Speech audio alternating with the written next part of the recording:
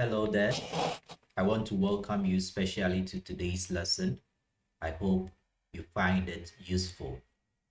We want to talk about emotional intelligence, and we'll look at an overview of emotions, what is emotional intelligence, and then we'll sum up with some five facets of emotional intelligence. Now, when we talk about emotions, we are looking at a physiological response to stressful situations as well as pleasant situations. So, both situations that are threatening or stress inducing in nature and situations that we find comfortable or pleasant. We react to those situations uh, physiologically, and this is what brings up our emotions, whether we are feeling happy, whether we are feeling sad, whether we are feeling angry, or whether we are feeling disgusted. There are a number of emotions that we express as human, and it is part of our nature to feel or express these emotions. And within the area of psychology and generally um, the understanding of human behavior, a number of these emotions have been identified as basic emotions, as basic emotions. And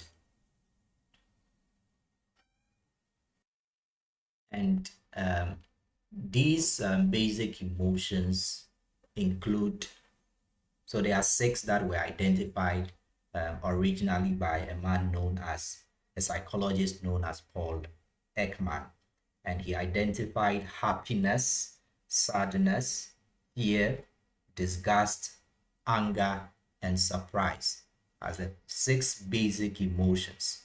Later, he expanded the list to include other emotions such as embarrassment, shame, and excitement, among others. So, um, when we look at emotions generally, we would find that all the emotions that we feel may be related to sadness, may be related to fear, may be related to being surprised, angry, happy, or disgusted, or upset about something.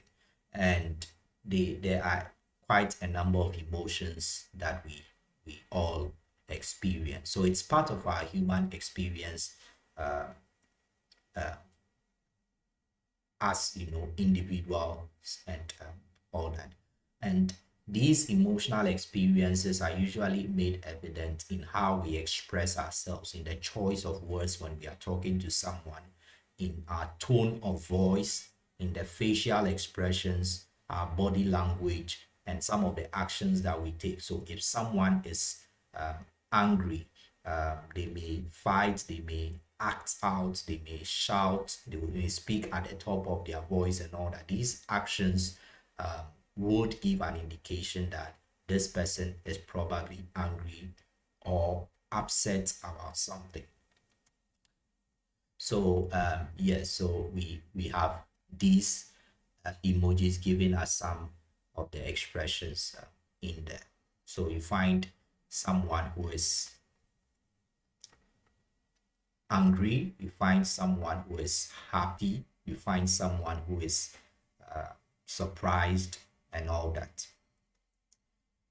Now, our ability to understand and process the emotional experiences that we have, as well as that of others, is very important in ensuring that we maintain some balance within ourselves, maintain an internal, sense of balance, as well as also ensure that in our interactions with people and within our environment, we are able to put things in perspective and under control.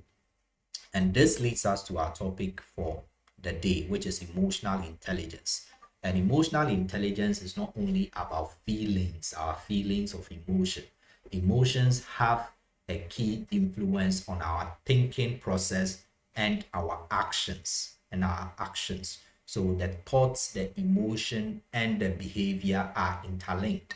So when we talk about emotional intelligence, we are looking at a form of intelligence. This is a form of intelligence, just as we have other forms of intelligence, including visual intelligence or visual spatial abilities,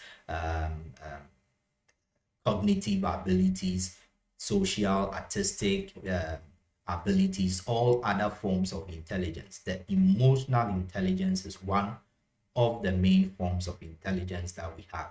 And it basically refers to an individual's ability to identify, evaluate, and manage emotions. So emotional information as you feel them, as you go through some emotional changes in your interactions with self and others. Your ability to identify these emotional signals or information, evaluate it in the context of what is happening, and then be able to manage your emotions, whether of anger, of happiness, of disgust, and all the others.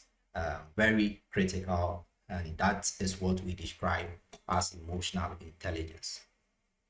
And the APA Dictionary of Psychology, which I use a lot of times for definitions related to psychology, defines emotional intelligence as a type of intelligence that involves the ability to process emotional information.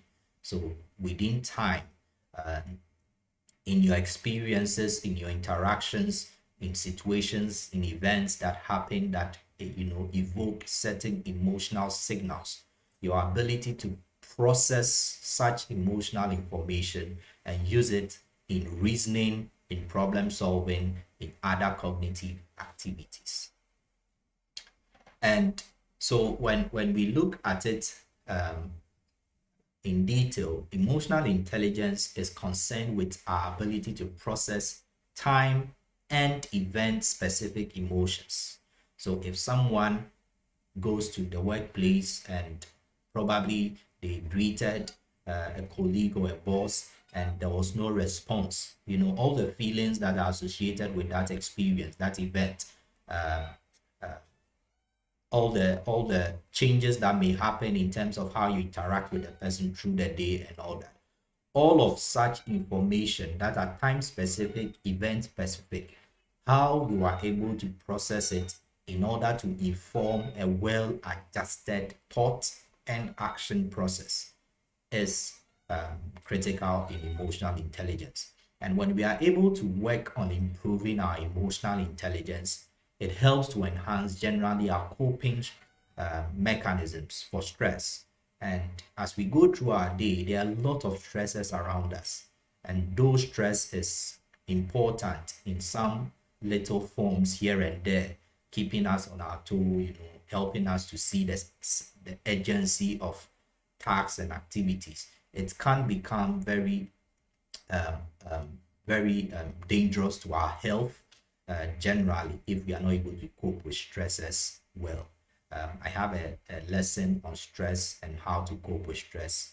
You can look it up if you find it relevant. So it emotionally intelligent people are able to generally cope well with stresses around them, be it in their interpersonal relationships or in terms of events that induce stress. And particularly if you are engaged with people that are quite demanding and a bit difficult. So now let's move to the facets of emotional intelligence. We talk about the facets of emotional intelligence. And I pick from the great philosopher Socrates, who says that the unexamined life is not worth living. So if you are an individual who does not make time to assess yourself, to assess your values, your expectations, your interactions daily with people, if you're a worker, if you're a student, if you do not take time to examine your life and your everyday engagements, then there's trouble, there's a problem. So self-examination is important in the first facet of emotional intelligence that we refer to as self-awareness. Being self-aware is critical. It's having a present, knowledge of what is happening to you in specific times, in specific situations. If you are present with yourself, you know what your expectations are, you know when you are uncomfortable, how to work around it because you have become aware of the things that trigger your emotions in specific ways. So, knowing and understanding yourself is very crucial if you are to improve on your emotional intelligence. And you want to ask yourself, am I able to identify or point out my emotions as I experience them? Can I tell that I'm getting angry in a moment? Can I tell that I'm becoming anxious in a moment? Can I tell that, you know, probably I'm moving from a state of, disgust into anger because of something that I'm seeing or experiencing? That self awareness is very critical. Am I conscious of my emotional experiences and information, the signals, both from myself and from other people? Can I pick them up? Can I identify that uh, as this person is talking, I am able to sense some fear, some anxiety as they are speaking?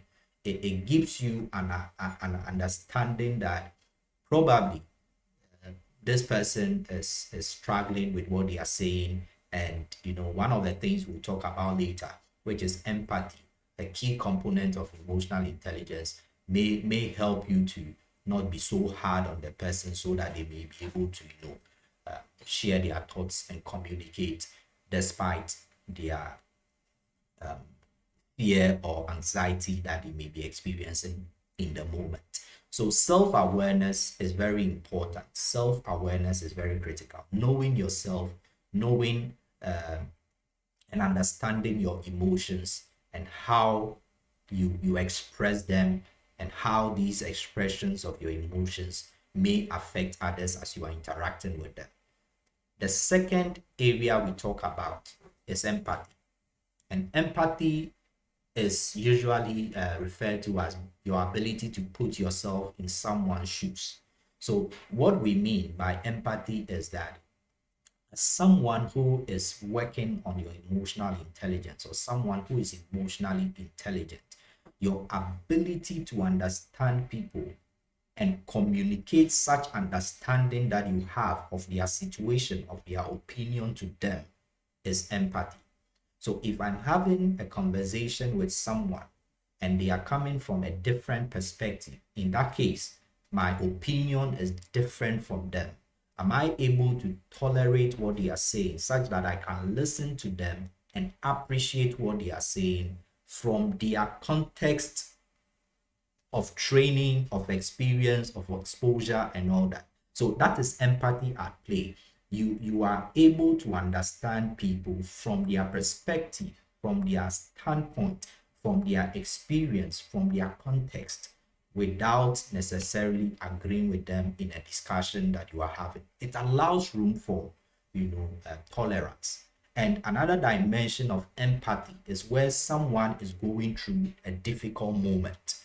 So if you are probably a boss or a friend to somebody and they are going through a difficult time emotionally, they are down, you are able to empathize, put yourself within their world, and appreciate the fact that in such moments where the person is down or is sad and is withdrawn and doesn't want to talk, there may be a significant change that is happening with them, or they may be going through a difficult time. So rather than accuse them of withdrawing, accuse them of being some way, being disgusting because they are not talking, you'd rather try to uh, understand what is going on and try to, through genuine curiosity, see how you can be of help. So that is empathy at play. putting yourself within the context of the other person's experience so that you will be able to be of help rather than worsen a situation that may be pulling them back, making them angry or sad and all that. And it is very important, especially in our interpersonal relationships, in superior, superior subordinate relationships, or same level relationship, friendships, marital relationships, and all that. Being able to show empathetic concern and understanding is very critical. If someone is sad, someone is distressed, are you able to recognize the emotions that may be at play, the signals that they are sending through their actions, through their body language? Are you able to empathetically process such information that is coming? And are you sensitive to those emotional signals that are coming out? If you are not, you want to reassess yourself, reevaluate yourself, do some self examination, because when you are self aware, it improves your levels of empathy. The third area we look at is self motivation. Are you personally driven? Individuals that have a personal drive to be of help to people, to be an asset rather than a liability. They demonstrate high emotional intelligence because they are self-aware and they are empathetic, driven within rather than by a need to just satisfy the onlookers, so to speak. So developing an intrinsic emotional drive to achieve your goals in life, be a better person, and be someone who is productive and fruitful in all your discussions and engagements is very critical in emotional intelligence. So an emotionally intelligent person is someone who is working on themselves consciously. So self-awareness comes in once again, is personally driven to make adjustments to where they find that they are shortfalls, and work on their weaknesses, improve their strengths, ensure that they are establishing a good environment around them such that people feel that they are understood, people feel that they are not looked down on, and people feel that their work is appreciated. All of these, being something that you are driven intentionally and consciously to work around, and all that. So emotionally intelligent individuals are self-motivated and directed. They may, external motivation is important. What others may be saying, the may be important, but they have a personal drive to check on themselves and to make sure that they improve upon weaknesses and shortfalls in their personal, lifestyle and in their interactions with people. And where they are strengths, they are able to consciously work on sustaining those strengths. They recognize their own emotions and they intentionally harness these. They work on it to ensure that they're able to build healthy and productive relationships with people. Are you internally or intrinsically, personally motivated to be empathetic and self-aware in your dealings with people and yourself? Do you care about others because you are personally inspired to do so, or because you just want to do it for the cameras? Being self-motivated, your motivation to do, your motivation to be of help, your motivation to correct mistakes, your motivation to work on areas that need improvements is very critical in emotional intelligence. And emotionally intelligent individuals are self-motivated, and that makes it sustainable for them in terms of their productivity, in various aspects of human interaction. The fourth we talk about is self-regulation. So if you are self-regulated, it means that you are able to instruct yourself on things to do. you are able to put yourself in check. So if in the context of learning, when we say self-regulated learning, we are looking at learning that is initiated by the individual. So if it's a teacher-student relationship, the teacher does not need to, keep caning or punishing or beating or reminding the students to learn. They learn on their own. They have their own timetable. They have set time for learning. They don't need, the child doesn't need to be told to do their homework before they do it, because they know the value of doing it. They are self-motivated, so to speak, picking from the third phase that we discussed. So self-regulation is your ability to evaluate and control or direct the course of your emotions and your actions. And in this discussion, we would understand that emotionally intelligent individuals take time to evaluate situations, evaluate people within a context of what may be happening and what is happening now. So they don't jump into conclusions. They are able to control their emotions. So if I'm having a discussion with you and at a point you make a comment that I find uncomfortable, in the moment I may be tempted to give it back to you in equal measure. But with self-regulation, I'll be able to, if I'm a self-regulated individual, I'll be able to tame that that urge to respond equally in that nasty manner. So I'm able to control my emotions, let our conversation flow, and then I may come in that you made a comment at this particular point. I think it was quite unfortunate. Probably you may want to withdraw that statement or clarify what you meant by that. So I'm able to regulate my emotions in the moment of that interaction, and also how I'm communicating, my dissatisfaction with what was said. So self-regulation is very important, and you can train yourself to manage your emotions in different situations. That's why preparation is very key. So before you, for instance, if you are going for an interview, if you are someone who is self-regulated in terms of your emotional control and how you let emotions affect you and your thinking and your actions, you may take time to work on yourself, practice how to respond to panel members, for instance, who may make comments that are quite hard on you, so rather than bursting out or getting angry or crying and all that, you take time to work on how to respond. It's part of self-regulation. So one thing that you'd find is that people that are self-regulated in terms of their emotional experiences and every other thing related to their everyday engagement, they take time to work on how to respond to people, how to respond to people that are toxic, how to so they take time to work on that, and they go through a lot of self-instruction. Very important in emotional intelligence.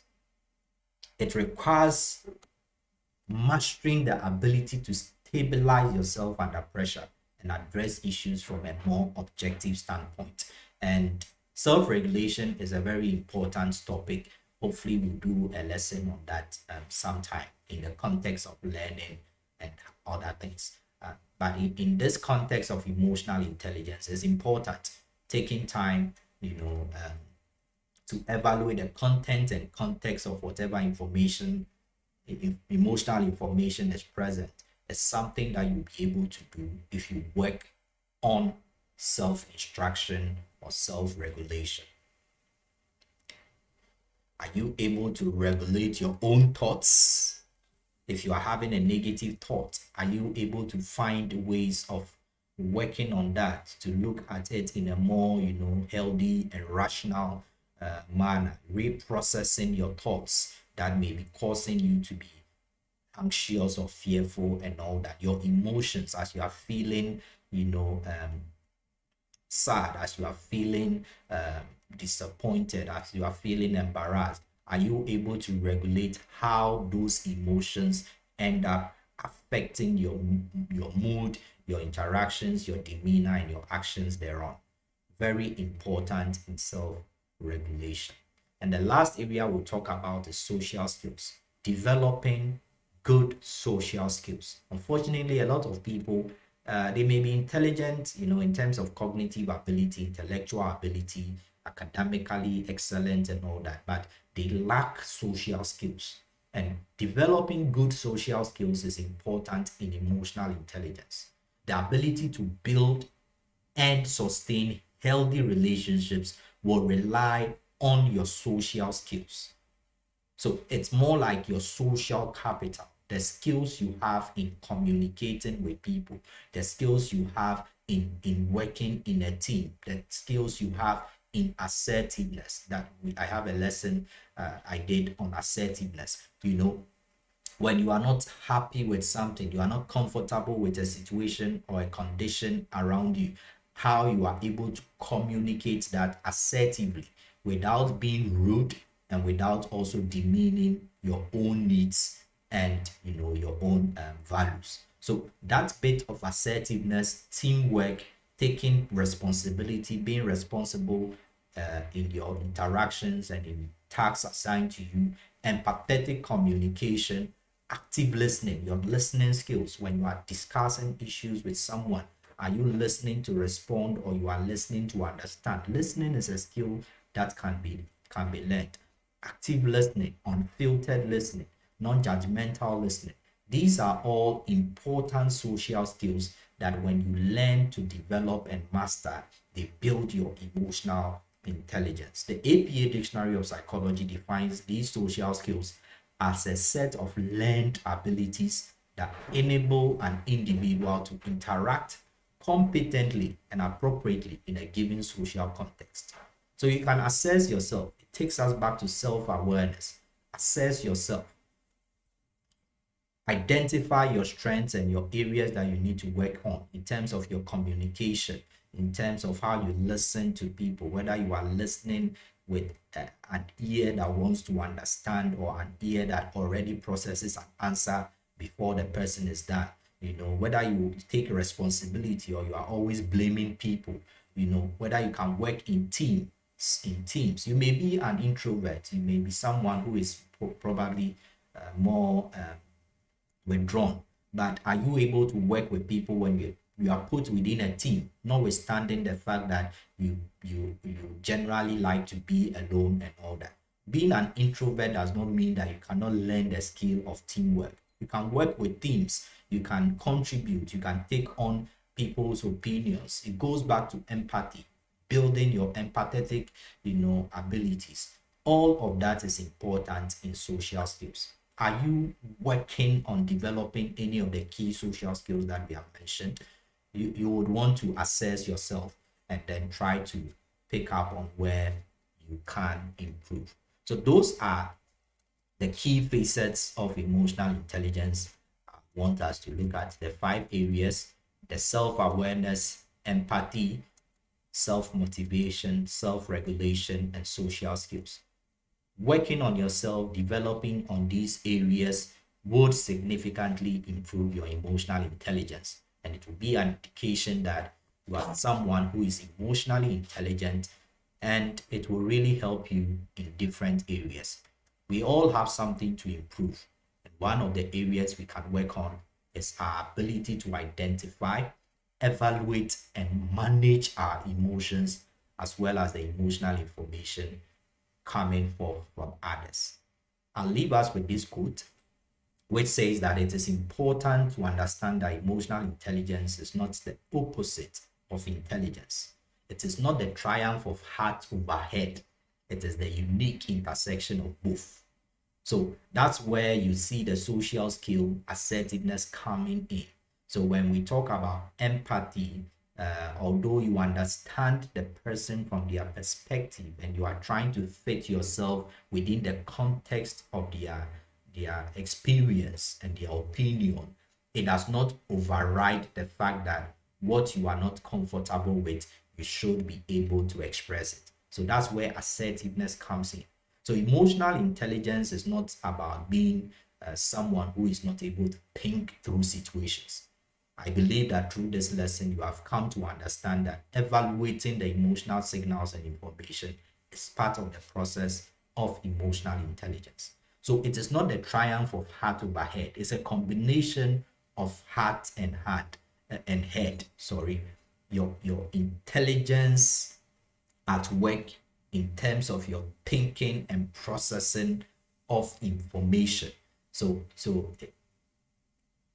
intellectual capacity is necessary, your ability to think and process cognitive information is necessary, but you also want to have that capacity to merge that intellectual rationalism with a sense of empathy, a sense of understanding, and a sense of heart, putting your heart into your discussions, where you have a feeling of what the other person may be going through. It is very important, and that makes emotional intelligence.